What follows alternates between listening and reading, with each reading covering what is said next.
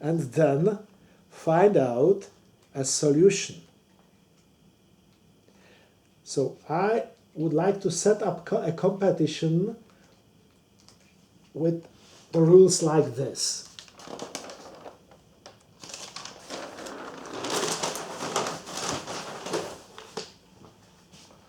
We have a rectangular area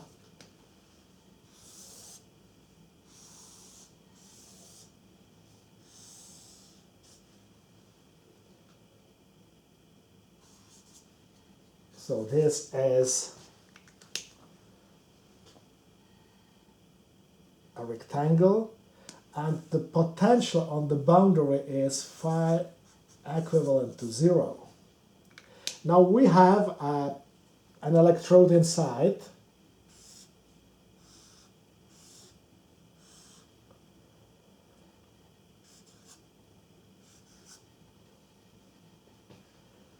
it's again a square, and this electrode has the potential phi equivalent to 1.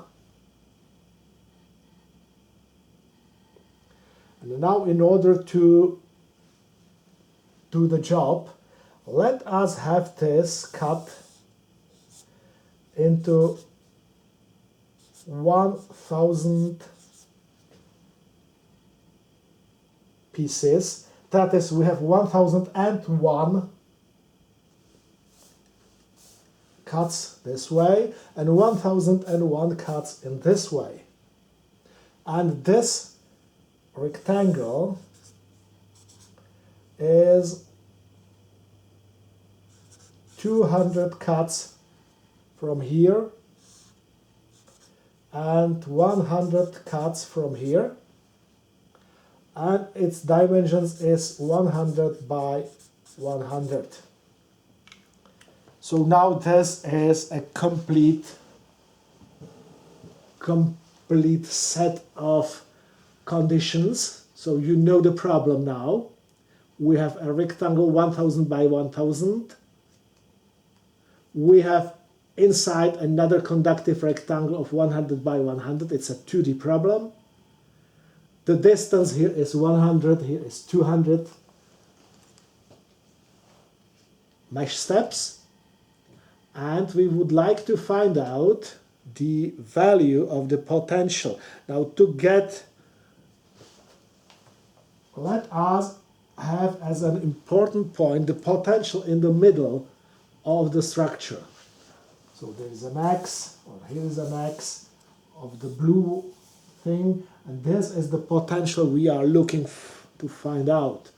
And let us find out that potential with the maximum deviation of 0.01.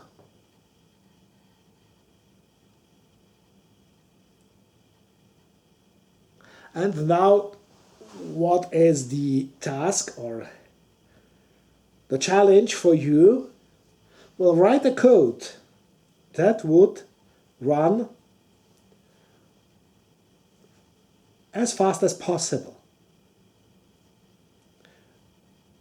Now, as we all have different computers, so I would like you to make a file.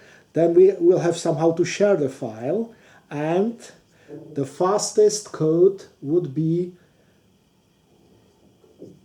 the best one. Then, of course, I have to run the code on my computer, for example, to test it. So we will use one computer to test it, to have the same speed. Now you can use anything you want, Microsoft Excel, you can use C, Pascal, Fortran, of course MATLAB, to make the code as fast as you will be able to. Now the challenge is for 1 week. Just please, the important point is that the code really solves the problem. So a code that only prints the value which you have elaborated in another way is not valid. The code must really solve the problem using the method we have described, that is successive over-relaxation. and the fastest code would win something, let's say a bottle of good wine. If anybody of you does not drink wine, then we have to negotiate another price of the same value. Now, is the challenge clear? Yes, I think yes. Okay, so I have to receive your reply by the beginning of next lecture. Then we will not be able to evaluate it instantly, but anyway, that's by the begin. So next Tuesday, 9:15, to my email, square@felcvutcz, and you have to send not only the executable file, but the source code as well. And then we will somehow make the comparison. And I will tell you how fast was my code, and I will tell you next lecture the tricks I have used to make the code fast enough. So let's leave it for the next lecture and the challenge for 1 week.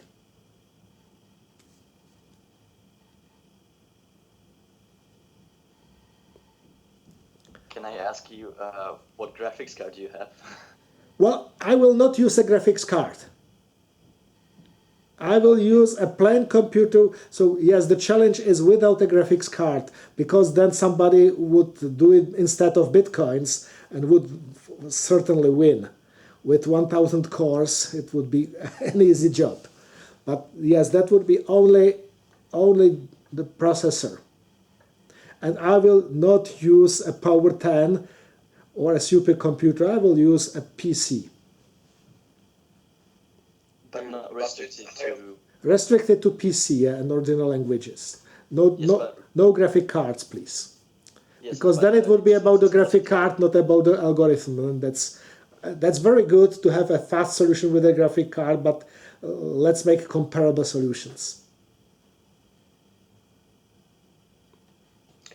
But the speed highly depends on the language. Yes? So, I mean, it depends on you. It must be capable of running under Microsoft Windows. And whether you program it in Free Pascal, C, Python, that's up on you. Of course, you can use MATLAB, or you can use MATLAB, which is able to produce a code that is then compiled in C, as you wish.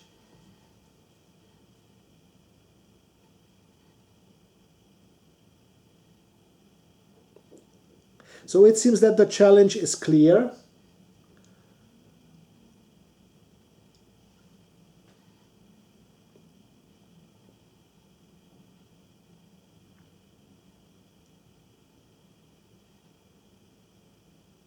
Are there any more questions to that challenge?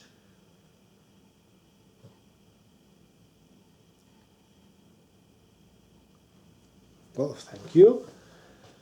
Then we will be able to continue our lecture, which has some 10 more minutes. So I will just now return back to the beginning of our questions with a few remarks. First, we have used equidistant sampling, and that provided us with cancelling of the first derivative and the third derivative. Of course, you can do non-equidistant sampling if you need it, but then all the equations would be a little bit less easy to solve. The second problem is, let's say, boundary conditions. What to do if we have, for example, two dielectrics with epsilon 1 and epsilon 2? Then we have to somehow introduce the boundary conditions. You can do that in many ways.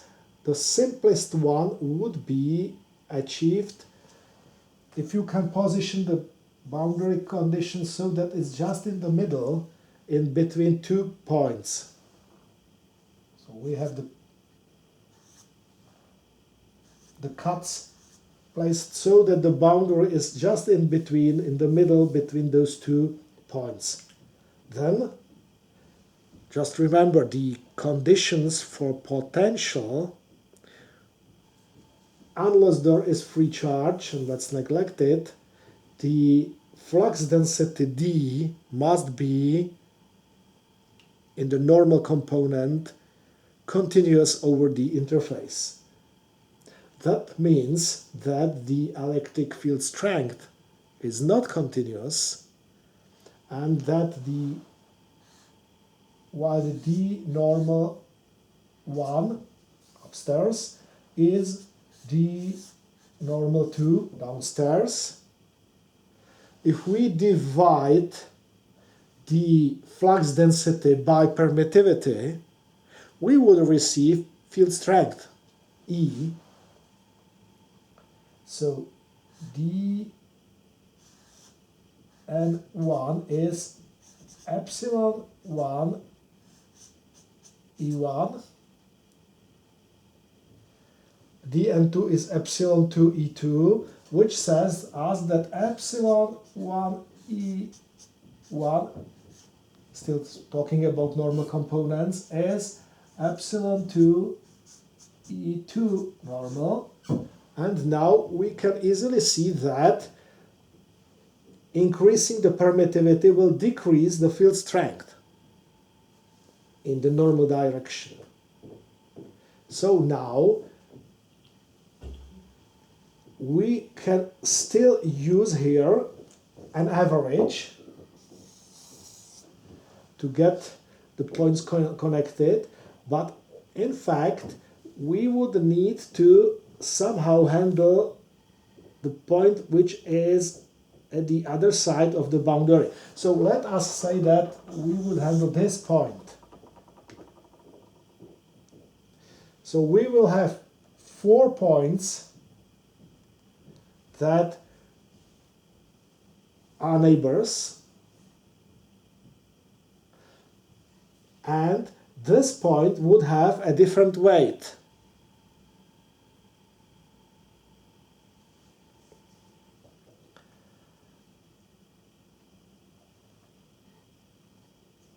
In fact, in this manner we can again get equations for all the points here.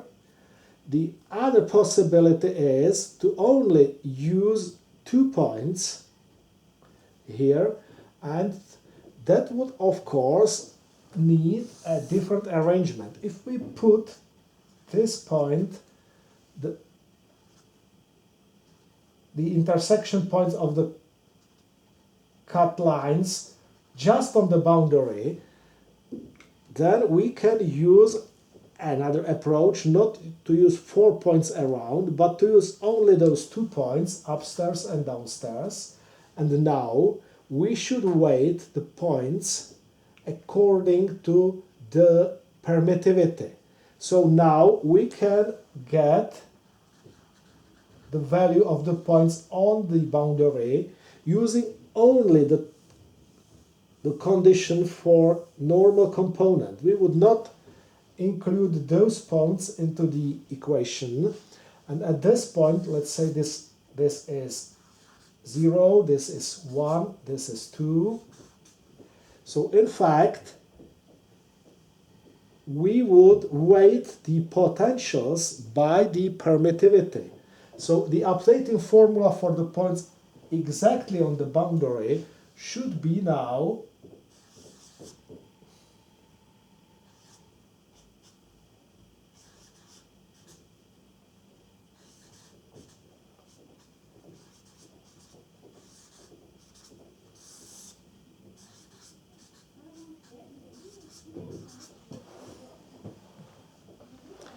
using this approach. You can find out a solution to a problem when you have 2 or more different areas with different dielectric properties.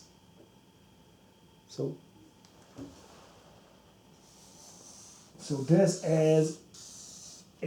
equation is introducing a boundary condition or at an interface between two different dielectrics.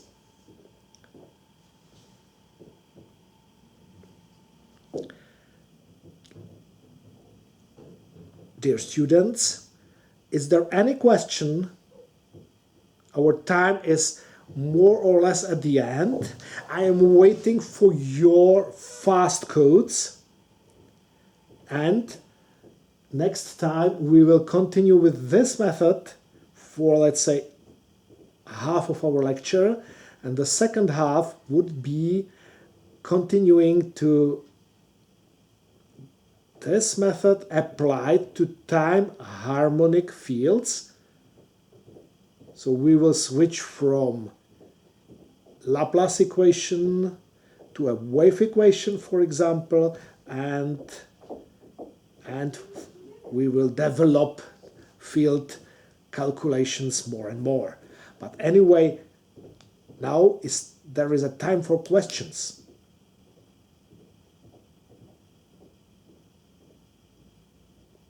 Last possibility to ask question today. Checking chat. No question in chat. No question voiced. Then it's been a pleasure to talk to you today. I am looking forward to next lecture and to your codes, to your fast codes solving the problem with over-relaxation method. Have a nice week. Bye. Goodbye. Thank you very much.